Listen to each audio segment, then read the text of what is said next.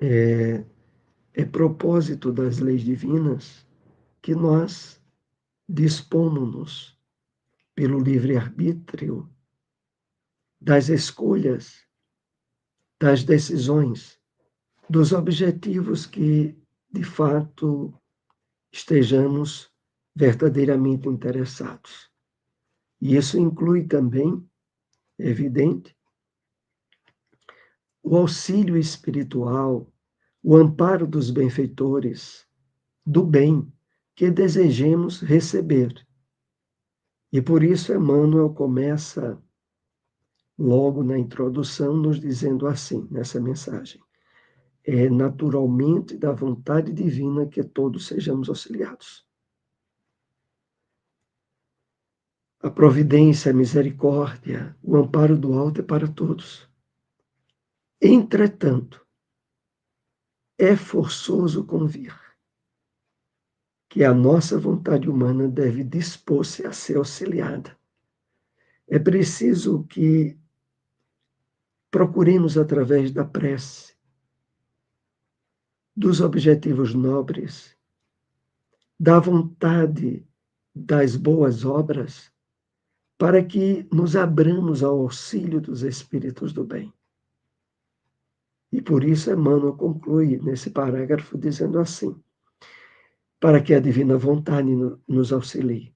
De fato, é imprescindível para que o auxílio aconteça a predisposição nossa para, de fato, desejar ser auxiliado. Vamos então para o nosso tema central de hoje, que no livro A Obsessão Silenciosa, iremos tratar do capítulo 4, Mecanismo da Obsessão Simples, a quarto estudo que nós temos desse capítulo.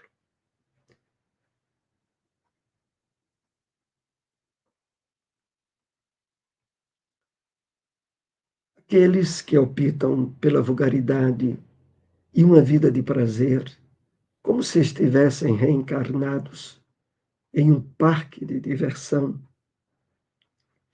e não em uma escola abençoada para evoluir, abrem mão de utilizar a encarnação para cumprir as leis divinas, desenvolvendo as virtudes.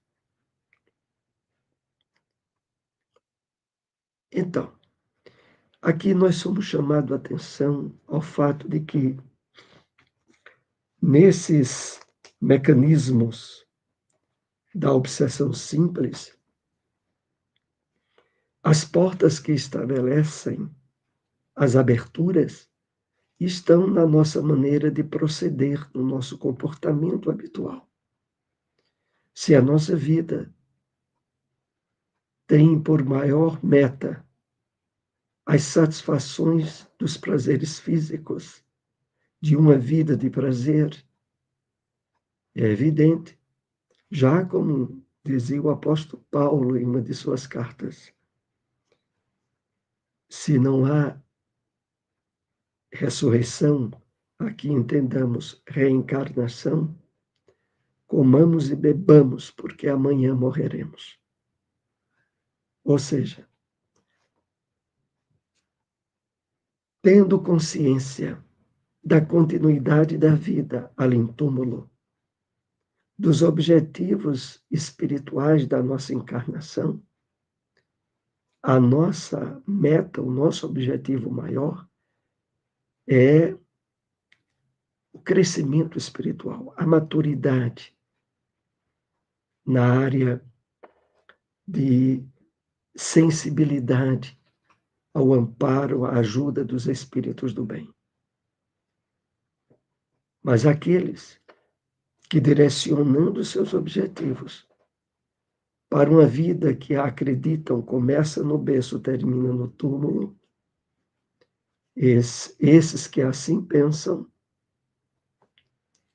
abrem mão de utilizar da sua encarnação para cumprir as leis de Deus, para desenvolver as virtudes.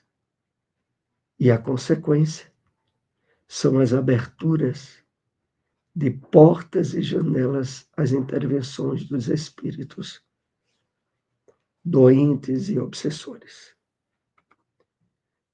Preguiça moral, aqui é o segundo tópico. No primeiro, o destaque é para aqueles que optam pela vulgaridade e uma vida de prazer. Nesse, a preguiça moral é uma das grandes limitações que faz com que muitos se recusem a seguir uma vida de renúncia consciencial, buscando a conexão com as leis divinas em suas consciências e prática abnegada das virtudes cristãs.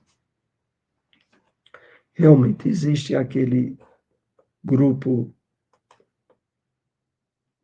não menor de pessoas que, se por um lado não tem por objetivos maiores uma vida de prazeres, também são inertes às questões do crescimento moral e espiritual.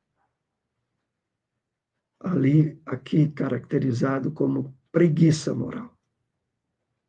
Falta de vontade no trabalho do melhoramento pessoal na aquisição de virtudes. E essa inércia em relação aos objetivos superiores da vida é também uma porta aberta às intervenções espirituais obsessivas.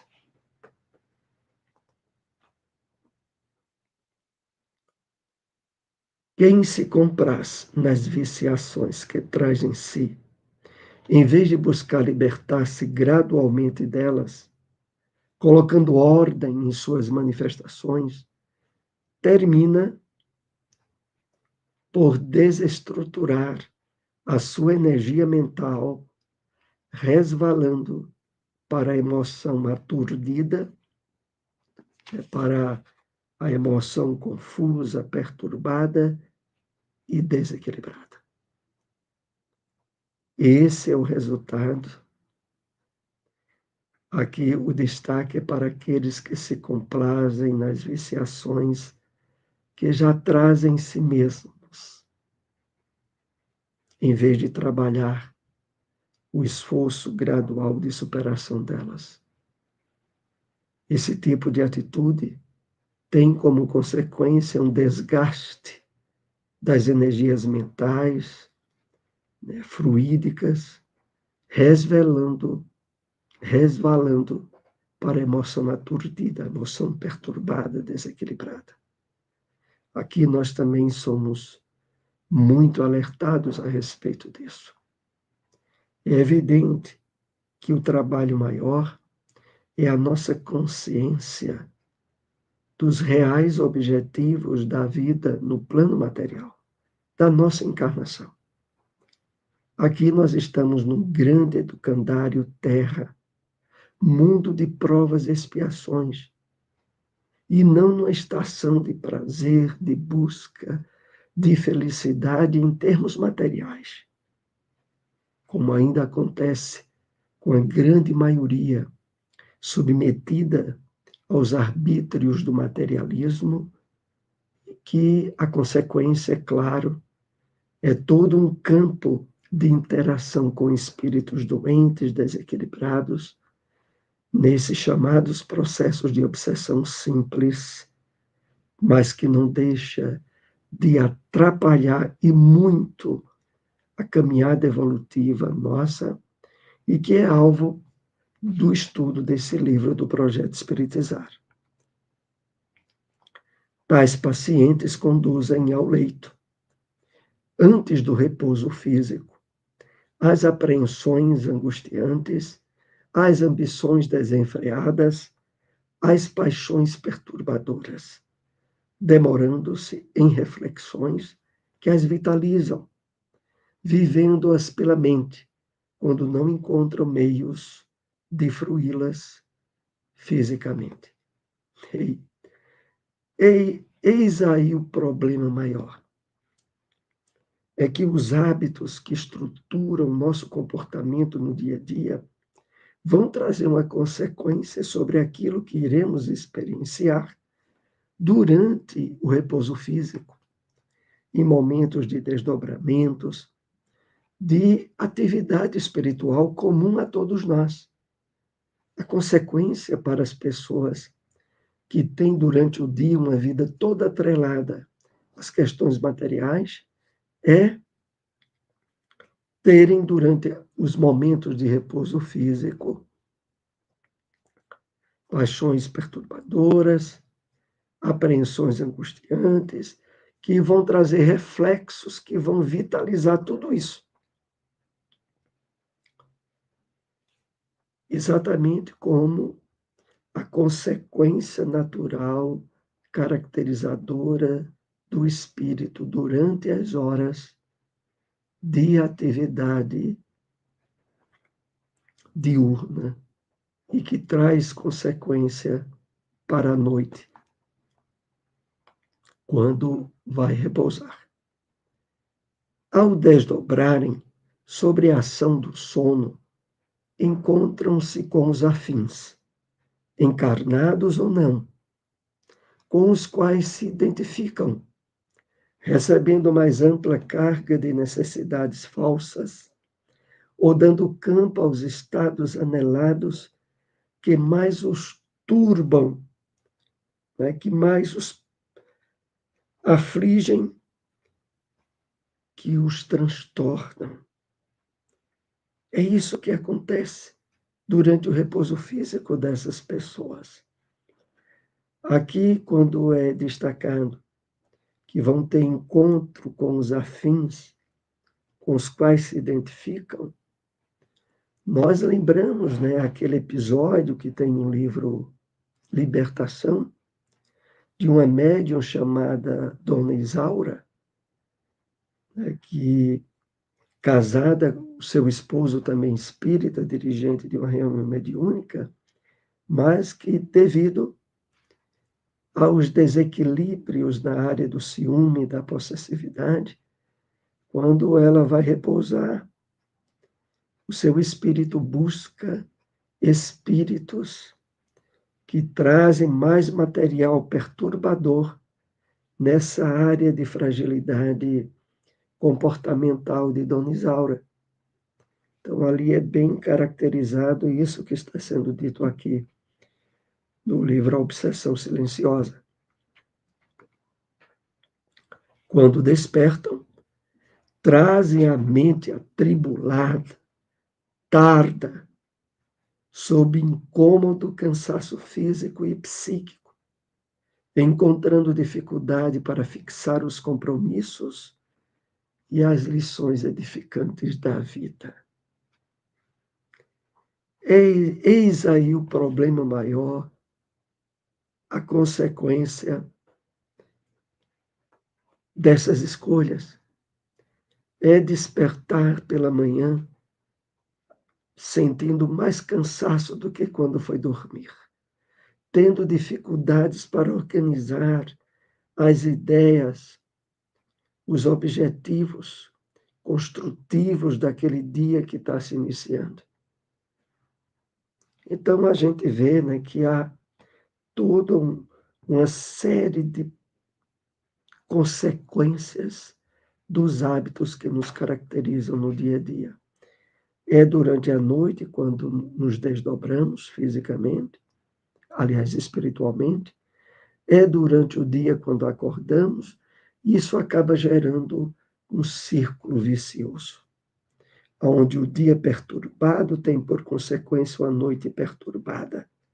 E uma noite perturbada vai ter como consequência um início de dia desequilibrante, até que nós resolvamos assumir as rédeas de um comportamento que se harmonize com as leis de Deus, com os ensinos de Jesus, e passemos a construir libertação desses grilhões, dessas correntes associadas a esses processos obsessivos.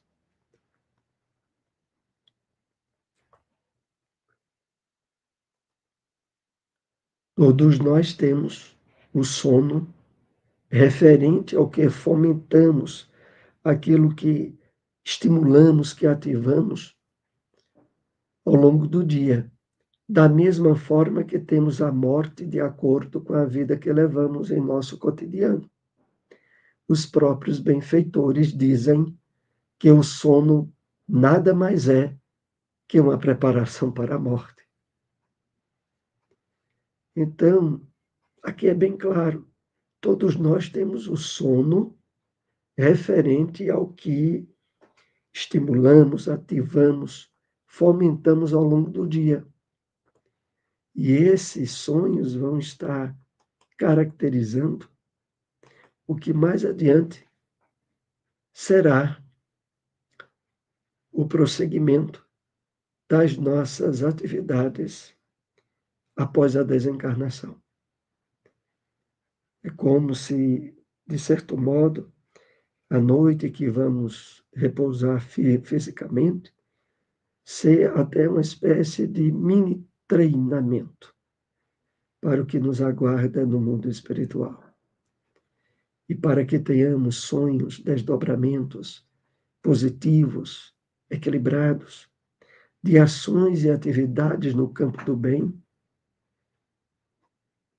é imprescindível que durante o dia nós estejamos construindo as bases emocionais, sentimentais, resultado dos hábitos mentais que estejamos construindo dia a dia. Estejamos atentos a isso, não é? Porque as consequências são grandes. Ao desencarnar, o corpo se transforma e continuamos vivos na dimensão espiritual. No sono, nosso corpo físico fica na cama dormindo, e o espírito que somos nós vai atuar diretamente com os afins. E aqui cabe uma reflexão para todos nós. Quem são esses afins que estamos construindo por nossas atitudes e hábitos no dia a dia? É preciso, de fato, despertos para a realidade da vida espiritual, como a doutrina espírita nos dá todos os instrumentos para isso, que façamos o esforço na aquisição de virtudes, na superação de condicionamentos viciosos que percebamos em nós, para, de fato, merecermos, desde agora, noites de sono, não só reparadoras, mas de atividades construtivas no campo do bem. É isso que esse estudo vai nos conduzindo nessas reflexões. Quando vamos para o leito com essas apreensões angustiantes, ambições desenfreadas, paixões perturbadoras, o que irá acontecer? Vivenciaremos durante o sono aquilo que desejamos no decorrer do dia. O sono é apenas um momento da nossa vida que ocorre de acordo com o movimento psíquico que cultivamos. Então, é um chamado forte para a nossa responsabilidade pessoal, para o que de fato estamos empenhados no dia a dia. É claro que o objetivo desse estudo não é nos alienar para atividades puramente religiosas ou espirituais.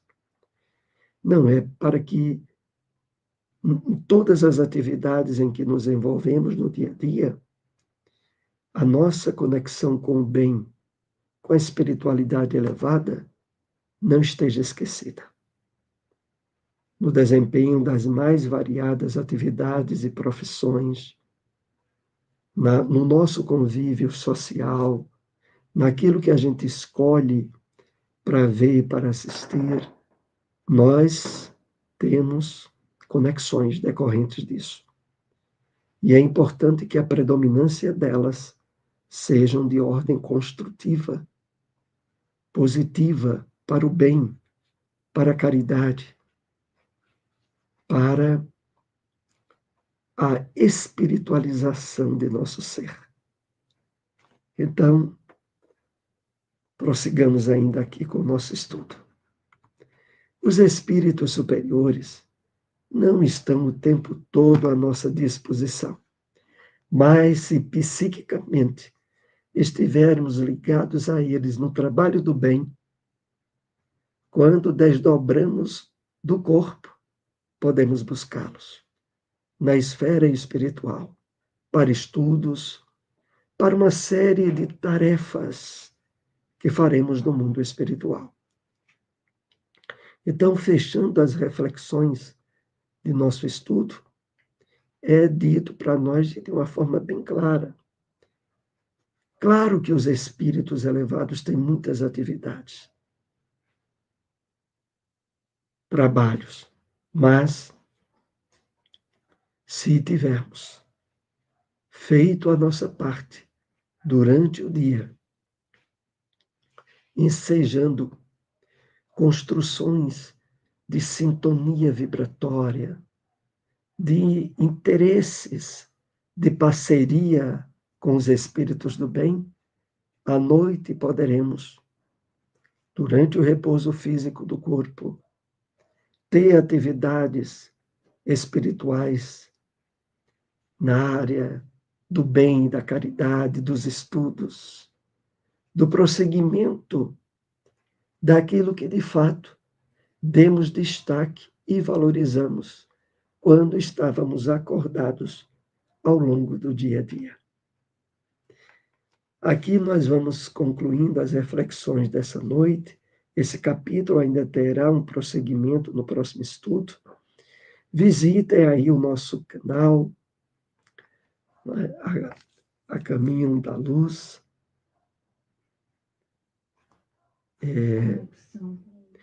Aliás, Conexão para a Luz. E, se possível, compartilhem essas informações, participando também conosco da divulgação de nossa querida doutrina espírita. Uma boa noite a todos e até o próximo encontro.